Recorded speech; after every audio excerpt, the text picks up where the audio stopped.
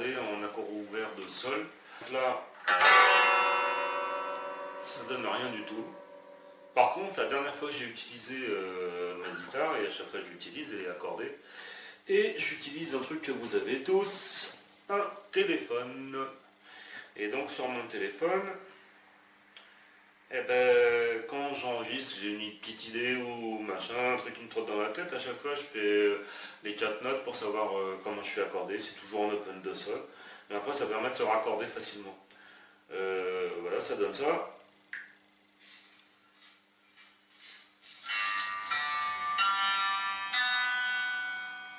Voilà. Donc déjà ça va m'aider.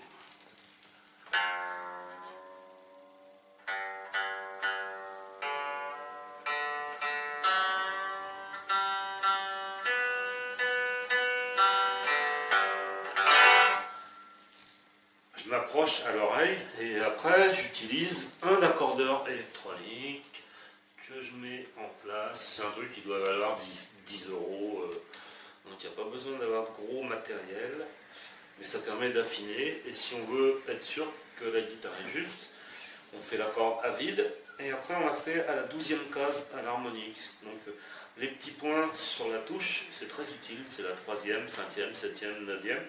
Et quand il y a 2 petits points, ça veut dire que c'est une octave. Donc c'est la même note que la corde à vide. Et ça permet d'affiner vraiment le réglage au niveau de l'accordage. On voit la petite aiguille bouger pour être pile sur un G. Le G c'est un Sol. Après la 2e corde, il faut que ce soit un Ré, donc un D. La 3e, un G. Et la dernière un Si.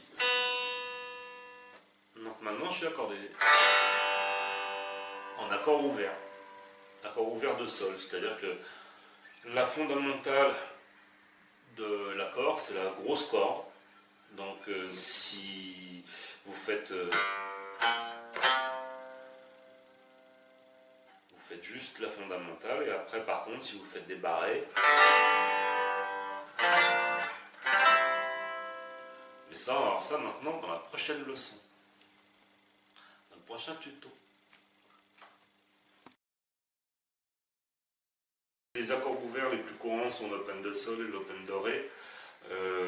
Donc en open de ré ça va donner ré, la, ré, fa dièse. Par contre il faudra sûrement changer les cordes, les tirants de cordes, et c'est pour ça qu'il est important d'avoir un réglage possible au niveau du truss rod qui est accessible par ici.